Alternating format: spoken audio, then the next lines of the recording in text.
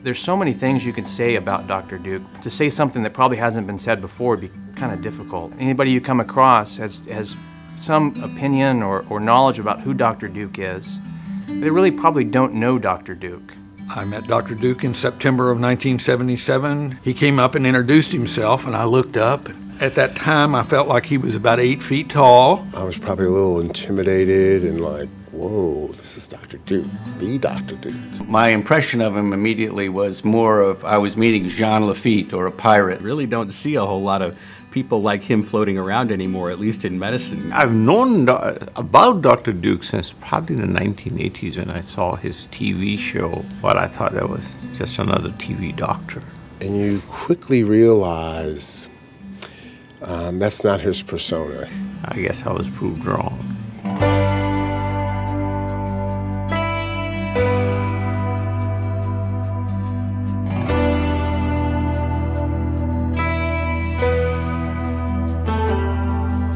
A lot of people recognize that Dr. Duke walks around the hall and has names for everybody. He felt that Booger was a good name for me. We were all Hoss or Bud, and usually Hoss, to be honest with you, but I was only one of 475 Hosses. He knows the medical record number of his patients.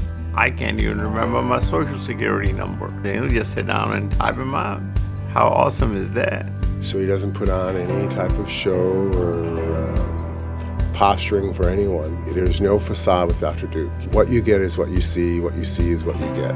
It's pretty clear. Well, he was just a character. He had that Texas twang. It's not like he, went to college, graduated at 22, went to medical school, got done at 26, went to residency, was done at 30. He's been a doctor ever since. I mean, it's the same guy who went to seminary, same guy who drove tanks in the Armor Corps in the Army. Dr. Duke performed my marriage ceremony. He seems to know everybody, presidents, celebrities. He likes to hunt, fish. We spent many a night just chatting in his office. He could sit down in a room full of CEOs or next to the President of the United States. Bakers, Indian chiefs, candlestick makers. Each one of them would feel like the most important person in the world.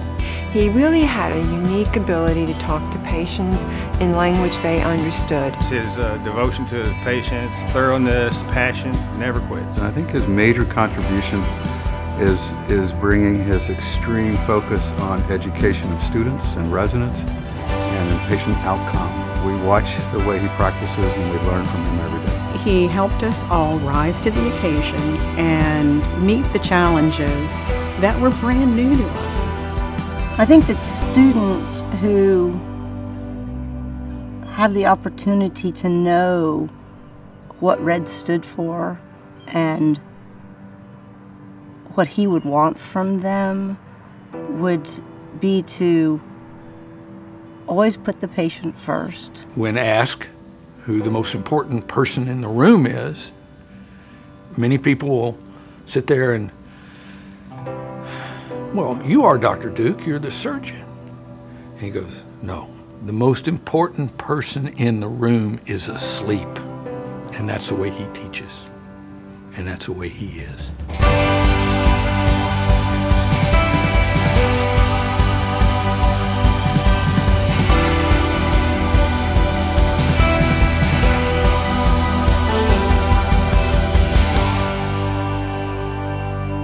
From the University of Texas Health Science Center in Houston, Dr. Red Duke.